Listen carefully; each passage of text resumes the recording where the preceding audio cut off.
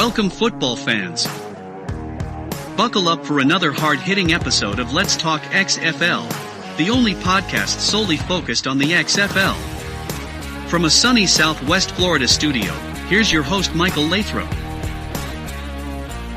Hello, football fans. This is episode 36, Against All Odds. This episode is brought to you by our friends at Royal Retros by 503 Sports. Royal Retros are the king of throwbacks. Royal Retros by 503 Sports provides a line of merchandise from legendary defunct leagues such as the XFL 1.0. If you have always wanted to get yourself a quality Las Vegas Outlaws He Hate Me or Los Angeles Extreme Tommy Maddox jersey, perhaps even an OG XFL's team's t-shirt, we have you covered. Simply click on the link provided in the show's description and notes and enter the code LETSTALKXFL at checkout to receive 10% off your purchase. Can you hear that? It is silence. This past week has been a quiet one. Since the XFL's Hawaii Showcase, there has not been any announcements or leaks.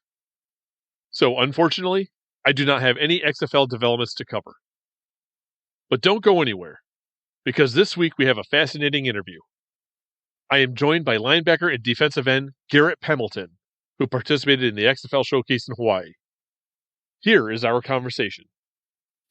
Welcome, Garrett. I appreciate you taking the time to join the show to discuss your XFL Hawaii Showcase experience. Absolutely. Thank you for being here. I didn't realize your unique collegiate career until I was preparing for the show. You've had quite the journeyman career, starting with your junior college days at Rochester Community Technical College, and then at North Dakota State College of Science, and then your move to Division II Adams State University, and finally at NAIA Valley City State University. Can you take a moment and share how those opportunities came about? Yeah, so, out of high school, I didn't have the best GPA. I had ridiculous stats in high school, but I wasn't there in the classroom. So I talked to a lot of coaches. They said my best bet to make it to the next level would be going the junior college route. So Rochester actually got a hold of me, and Coach Q, he was a great coach over there. He's no longer with them anymore, but he won, I believe, 11 championships with them. So he was one of the most winning JUCO coaches there was. He recruited me out there, went out there on a visit. I liked it. I turned down my D3s and D2s so I could go junior college. Hopefully I can make that D1 roster. I was thinking at this time. Went out to, had a great run. We blew everyone in the conference out. It was 77-0, 50-0. We ended up making the national championship. We were the first Division III junior college team to make it to the national championship. We did end up losing that experience. It was awesome. We got to play against Gardner Minshew. He was the starting quarterback for the team that we played against. It was Northwest Mississippi. Their team was stacked. They had Division I guys on full rides. They had 20 plus of those guys. Really good athletes, really great experience. After that, there was a falling out with the coaching staff. There was a investigation going on with our school president for dipping into money and stuff. They fired all the coaches that were hired under them. Then I transferred to North Dakota School of Science, went over there, did really well, balled out. I wanted to take more into the academic approach out there. So I went in, did some extra things. I did science and leadership, student senate, my redshirt year out there. I redshirted 1 year out there. I ended up coaching high school over at the high school for wrestling. I was awarded Minnesota Assistant Coach of the Year that year. And then I got to coach the all-star wrestling team out there. Super cool experience. Ended up playing the next season, balling out. Still was involved with the student senate, science and leadership, all of those things. Ended up graduating. I didn't have that big D1 offer yet that I was still waiting for. A couple of schools were saying you could, walk on this and that, but I wasn't getting that big bag that I wanted yet. So Adams State had called me. I was good friends with their quarterback, played in the JUCO with him. And he said, we need some more defensive players, linebackers and DNs. Kaya Ellis was their defensive line coach. He played 13 consecutive seasons in the CFL. He's a great guy. He ended up having me sold in there on my visit. I liked him. I liked a lot what he had to say, a lot of knowledge about the sport. He helped me. He was a great mentor over there. Ended up, we didn't have the best season, which is all right by me, but the respect over there for me was kind of lacking. I was told they were going to give me a scholarship upgrade and everything. And after spring ball and after the season, after the season, I led the team in sacks and tackle for losses, and they didn't give me that scholarship, and I couldn't afford it to keep playing there. So I said, I'll do spring ball, but if I can't get the scholarship after. And I didn't do anything. I didn't have a, bad experience or anything. Like, everything was good. They just, they couldn't afford to give me any more money. So I said, I can't afford to be out here right now. So I ended up taking some time off. I thought I was going to be done with football. And, I was just like, I didn't like working the 9 to 5. I was like, I need to play football. Like, this is my passion. This is my career. This is my life. Wherever it's at, I got to play it. So I started calling up schools that had recruited me heavily in high school and junior college. Valley City State was one of the only coaching staffs that were all the same coaches. So Coach Horner and Coach Mack had been coaching there for over 20 plus years. So those guys were still there. They said, this is what we can do. We can give you this much money. School is this much money. And financially, that looked like the best route. I thought at that time I was going to be going to somewhere in Texas to play because that's where, I was trying to stay near my family and everything. That's not how it worked out. God wanted me up in North Dakota, so I moved up there and then, finished the season, did all right, did pretty well, got invited to some senior bowls, played in those, and now we're here. I think fans that really don't understand the collegiate landscape don't really understand what it means for, one, a student, but a student athlete that has to fund their own way through education. And the burden that could be, depending if, especially a player comes from a family that doesn't have the means. And if it's not state schools, but even state schools are expensive. So yep. I think your journey, it's not common, but it's really not that shocking to me. And when I reached out to your representation, this seemed like a perfect interview because when I look at you, 4 different lower division colleges on a single player's resume is an anomaly. We just don't see that. I can't think of any other player with similar playing experiences at high levels of professional football. You have this against all odds vibe about you. How does those experiences prepare you for this process of pursuing a professional football career? Man, so it's always been a lot of doubt. Like, everyone's been telling me for the longest. I went to a high school. I graduated with 97 kids. We did not have a lot of options in our class.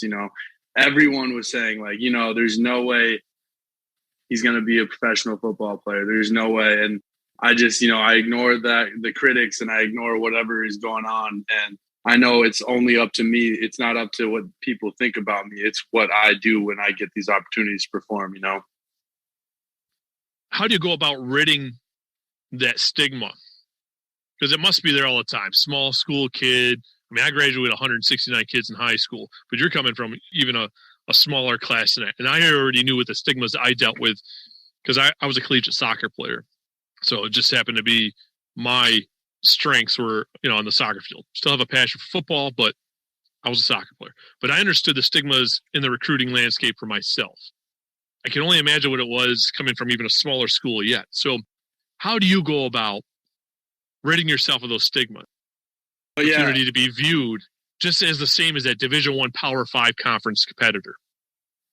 Right. It's, it all started in high school. I would go to these Division I university camps and these combines there, and I would look at myself and I'd see me doing a lot better than these guys who are coming from high schools that have thousands and thousands of kids. And I'm like, I don't really care about how many kids I have in my school because I'm outworking you, and I know I'm going to put in that work, and I know I'm going to be the best player I could possibly be. Then when it goes up to, like the college level, at the collegiate level, we're getting into our pro days, and our all-star bowls and everything. We played in the Podium all-star game. How they split up the teams, it was like D3, D2, and NAIA all on one side. And then it was the D1 and D2s on the other side. And we actually ended up winning the NAIA side. We won. We beat them. Everyone was like, "Oh, Georgia Tech's over there. He's their starting DN. He's gonna run everyone through the water." Solid athlete, but we ended up beating. We exposed all of them. They had a Division II All-American left tackle that we were making the run rounds on him. It was a really good experience when you have the opportunity to showcase your abilities with those higher level athletes. You can really get the comparison in yourself and where you stand comfortably with those guys, I'm not aware of any professional playing experience. Have you been playing any arena football or overseas? No, I actually, I had a couple offers to go play arena football.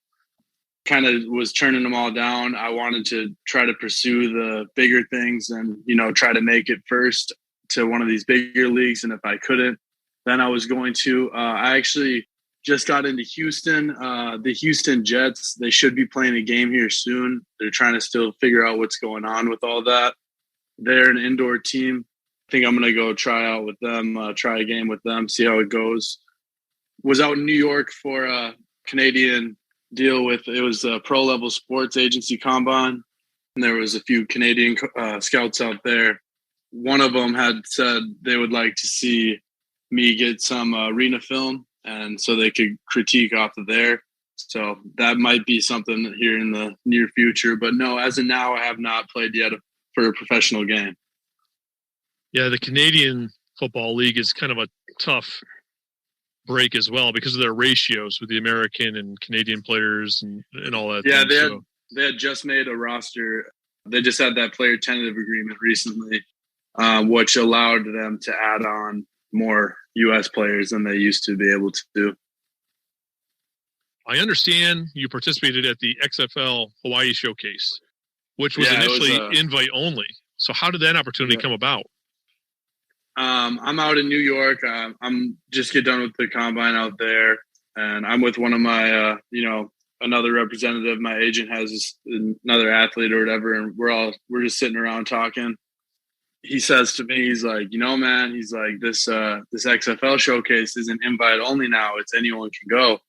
They just dropped that, and I was like, I'm there, man. Like, because the Texas one and Arizona one, they were already all sold out. Completely booked. Everything was booked.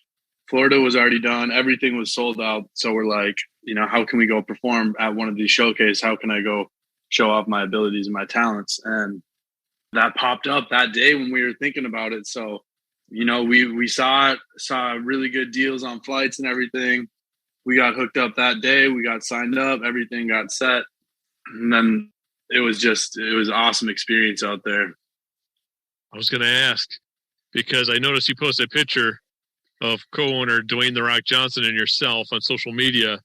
And also in attendance was the chairwoman co-owner, Danny Garcia, and president of league and football operations, Russ Brandon. So what was Danny Garcia and Dwayne "The Rock" Johnson's message to the showcase participants? Danny was really letting us know what she wanted to see out there. And it was just very good speakers, really humbling, and just like being able to listen to them talk about their vision of the league and everything. It was amazing, So yeah, Danny was telling us what she wanted to see from us and everything, and how we should perform at that event, what their vision was. They were saying The Rock, he was always the 54th man, 53 men on the roster, 54th man gets cut. So The Rock at all these showcases for the XFL, they're highlighting the 54, the number right there. I didn't know why until they explained it. I was like, why has number 54 always been highlighted at all these events? I understand. It makes a lot more sense now. So The Rock, he said he wants this league to be a development league for the NFL. He was saying that the XFL is essentially going to be the starter program for the NFL. He was really disappointed that he didn't make the NFL. And he said that was the best thing that never happened to him was the NFL. He said that he wanted to give everyone else equal opportunities who couldn't get to the NFL, who just wasn't quite ready. He wanted to prep them up, because if he had that opportunity when he was younger, he would have done that. But it's just all around it, crazy experience for me. As for when I met him, actually, so he was kind of untouchable there. There was press around him. 24/7, like the whole time. Security right next to him. People were always by him. You couldn't get up there and just start chopping it up, you know? So how it worked was the defense performed early in the morning, and then the offense would come in after. The defense came in, we did our thing, and then after we got escorted out by the security, I didn't even like realize what I was doing. I just got a phone call, went off to the side, answered it really quick, went used the restroom. And then when I walked back out, the gates were closed and the defense was already on the other side. So I'm like, okay, whatever. Started talking to the security guard a little bit. And I was like, man, wouldn't that be cool if I could just, just go talk to The Rock or something? And then he's like, man, he's right over there. And I was like, I couldn't even see him because of how much media was surrounded him. I was like, okay, like, yeah, do you care if I just go like take a quick selfie or something? He's like, go ahead, man. If you can get over there, that's all you. And I was like, that's awesome. Thank you. Walked over there. I thought it was just going to be like local Hawaiian news channels or something. They're interviewing him. And then they're like, ESPN, do you have a question? Fox News, do you have a question? NBC. So it's like all these big names. And I'm just like right behind them, like, holy smokes. Like, these are the big dogs right here. So after about like 15, 20 minutes of these interviews, whatever, they're like, all right, no more questions. We're gonna take a couple pictures and get out of here. So I tried to sneak into that group of pictures, and they're like, oh no, like press and media only. Like I was like, okay, like understandable, like whatever. Like that was good enough for me. Like I got to hear a whole bunch of other stuff that nobody else got to see or hear at that event. Like I was sitting there listening to him have everything he had to say about the XFL, about his career, about everything. It gave me goosebumps. It was awesome, So I started to walk away. I had my phone out. I was just looking down. And then I look up, and The Rock is standing right in front of me, Dwayne "The Rock" Johnson. He's like, how'd you do today? And then it was just like that he came up to me. It felt so much better. And like that he came and approached me after the press and everyone told me, no, I can't go see him and stuff. He came approach me, and it was just like such a surreal feeling. We had sat there and chopped it up for about 10 minutes. Right away, it was just him and I conversating, and it was all natural. Everything was normal. I didn't feel like pressed or forced in the situation at all. But then I look around, and like we're just surrounded by camera, like just all of us all around is just camera, and it's like, okay, there we go. Like that makes sense. We're talking to The Rock, but it was really cool. He told me he wants to see me in the XFL. He said his team's going to review my numbers and my films. And for some reason, he said if I can't make it to the XFL, I told him about my wrestling background. I was a state champ in high school, and he really liked that. He was talking to me about the discipline it takes to be a wrestler and everything. So he had said, if I can't make it into the XFL in the spring, he wants to see me in the ring, hopefully in the WWE in the winter. So what does that do for you? Getting that chance, is it like a new level of like passion, fire? Like how do you process all that?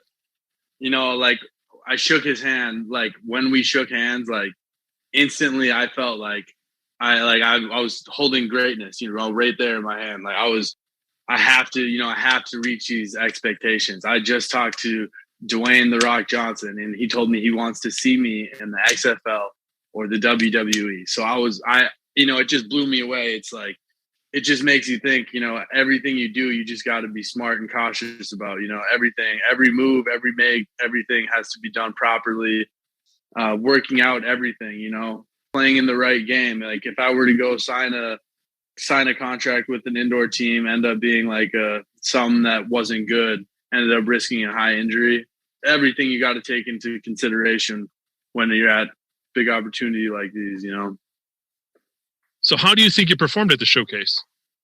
I didn't do bad at all. I feel like there's always room for great improvement. The turf, it was a little warm, it was pretty hot out there. So I think that was causing a lot of people to slide through a lot of things. So I actually ended up running a couple events a few times just because I kept slipping on them.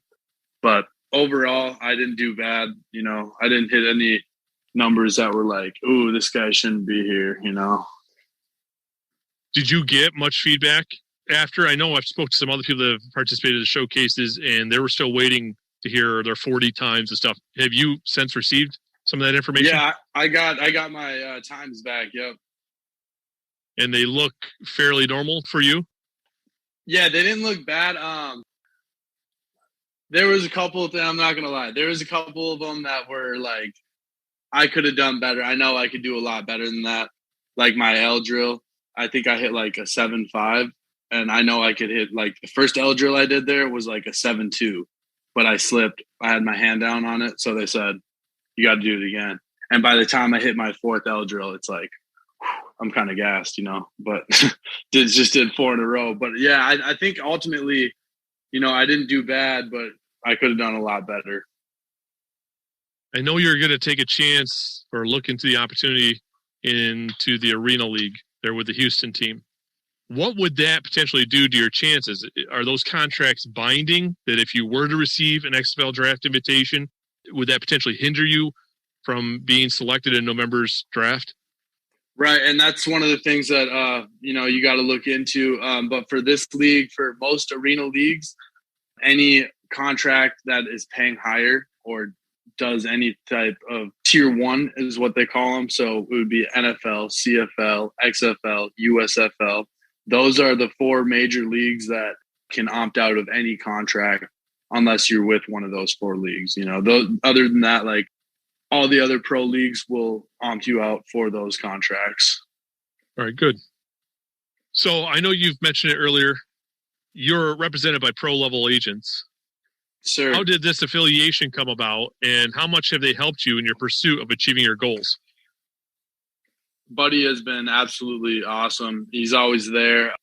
They have a whole staff of agents and coaches there. They've been huge. Coach Greer has been sending me some workouts to do throughout this process. When I haven't been at training centers, he's been sending me these workouts to do on my own time. And he's got the pro experience. He played in the league for a while. That has been very helpful. Buddy, when I went out to New York, he sat me down. I got to sit down and eat with a couple CFL scouts, getting me in front of these guys, letting me shoot my shot. The way he's able to market everything with the connections he has. So his uncle is Buddy Ryan. That's Rex and Rob Ryan's father. Buddy Ryan's in the Hall of Fame. Rex and Rob, they're currently active on ESPN and everything. So they all used to coach in the NFL. Buddy worked with the NFL Hall of Fame. He worked with them for quite a while, he was saying. Parted ways, doing his own agency now. Yeah, and he's been awesome. He's been a great help.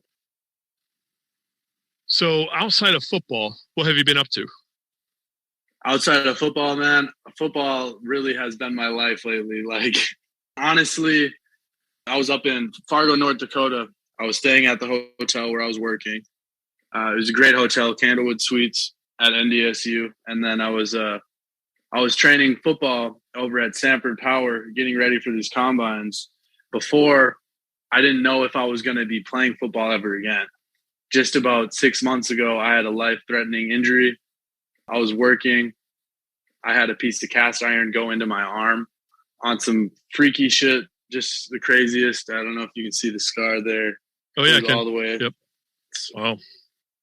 So, yeah, I had a piece of cast iron go into my arm. I was leaking out. I had suffered 5 muscles straight through, a main artery and 2 veins, all split in half. They had the tourniquets wrapped around my arm, which saved my life. Ended up going in, getting surgery that day, connected all the muscles together, put the artery back, the veins back together. The doctor told me, look, man, I don't think you're going to be playing football for about 2 years. I don't think you're going to be able to move your hand for about a year. I don't think anything is looking good for you right now. When I got told that, I was just like, I don't think that's true. I don't think that's true. I don't think it's going to be 2 years till I play. I bet you it's about maybe a year tops. I was thinking a month later, I go back for my visit. I have this cast on and everything, and I'm not supposed to be able to do any of this, like move my fingers, move my hand. I was just like being able to move my fingers like this, just like very little. And then when I took that cast off, they were like so blown away that I could move my hands slowly like this in my fingers. And they were like, yeah, that's crazy. Like, you're already at like 30% recovery. Like, we were expecting to be at like 5%. fastest we've ever seen. And then I'm like, okay, cool. Well, we don't need the cast anymore then. So about a month later, month without the cast goes by, and I go back in and they're testing my strength and everything. I have full range of motion in my hand. I can almost move my wrist all the way back. They're like, this is the fastest recovery we've ever seen. Like, this is insane.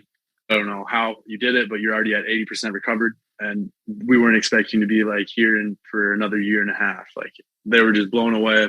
Had one more appointment. I got fully cleared after that. And then I started training immediately again, got back into it. That did have a huge effect on where I was at before that injury occurred. I was out training in Minneapolis at ETS Performance. I was training over there. I got to meet a lot of Viking players out there. CJ Ham was out there. He was a good dude. Ben Ellefson, he was out there. I actually played against Ben in high school. He's the tight end for the Vikings right now. He went to NDSU. He's a good guy. Yeah, it was just overall, it's been a journey, What did I say earlier? You have that against all odds vibe about you. I didn't even have any clue you had that injury. And it just kind of, you have that vibe and it just kind of adds to your story. It's kind of awesome. So Garrett, before I let everyone go, I give everyone an opportunity that if an XFL head coach or key staff members were to listen, because I have had an XFL executive on before. So if they were here listening and you had one opportunity to share something that you don't think they know about you, something of why they should select you versus another player if it came to the draft, what do you want them to know? I know I'm putting you on the spot, but yeah. I got that against all odds mentality, like you're saying. I don't really care what the critics are going to say about me if he's too small or if he doesn't have enough experience, any of that. I don't care what the doctors are going to tell me if I can't play for another 2 years. If I know I'm going to be able to do something, I have that mentality where I'm going to get that done. If I want that sack, that play, I'm going to get that sack. If I want to strip that ball, if I want to get a pick at the line of scrimmage and run it back 60 yards, I'm capable of doing that. I can do anything I put my mindset to, and I just got to be ready and focused for it. And I can get any job done, anything that these coaches are asking me to get done, I would be able to do it. Awesome. Garrett, it has been a pleasure, and I appreciate you taking the time to come on to the show and talk with me about your XFL Showcase experience and overall football experience. I hope you receive an invitation to the XFL Draft, but more importantly, get selected for an opportunity 2023 to play in the XFL. If so, I would love to have you come back on again sometime to discuss how things are going for you and how your team is progressing. Absolutely. If some of our listeners wanted to be able to follow you and your journey, how could they do so? You can catch me on Instagram and Twitter. All my social media is just my first and last name. It's GarrettPemelton. Garrett Pemelton. Perfect. Thank you, Garrett. Hey, thanks for this opportunity. Appreciate it. You're welcome. Wow, what a fascinating interview. To think of his journey from graduating high school with less than 100 classmates to attending 4 different colleges ranging from JUCO, Division II, and NAIA, and then have a life-threatening injury to defying doctors' expectations within 6 months. On top of those odds, an invite-only showcase opens, and you are presented with an opportunity to prove yourself to XFL coaches and staff. Finally, the cherry on top. To meet and converse with Dwayne "The Rock" Johnson and get a photo op of a lifetime. I hope this is not where Garrett's football journey comes to an end. I'm rooting for him to continue to defy the odds and that we have the privilege of watching him play in the XFL in 2023. Before you go, the Let's Talk XFL fan line is open and we are waiting for your call. Why wait? Dial 863-TALK-XFL or 863-825-5935 and leave a comment, question, or hot take. We would love to include your contribution to an upcoming episode.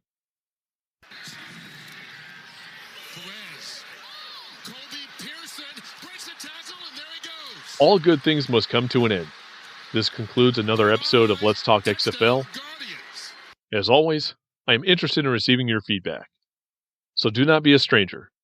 Reach out to let me know your thoughts, and if you do so, your comments might just make it on the show. But before you go, do not forget to subscribe and rate the show on your platform of choice. One last thing. If you're interested in checking out our friends over at Royal Retros by 503 Sports, do not forget to click on the link in the show's description and notes, as well as that sweet code, LETSTALKXFL, for 10% off your purchase. Thank you for tuning in. Till next time, cheers. Thank you for tuning in to today's show. Don't forget to subscribe and rate Let's Talk XFL on your platform of choice. Follow Let's Talk XFL on Facebook and Twitter at Let's Talk XFL. Do you have a question or topic you would like to have addressed on the show? Message the show via social media or send an email to letstalkxfl@gmail.com.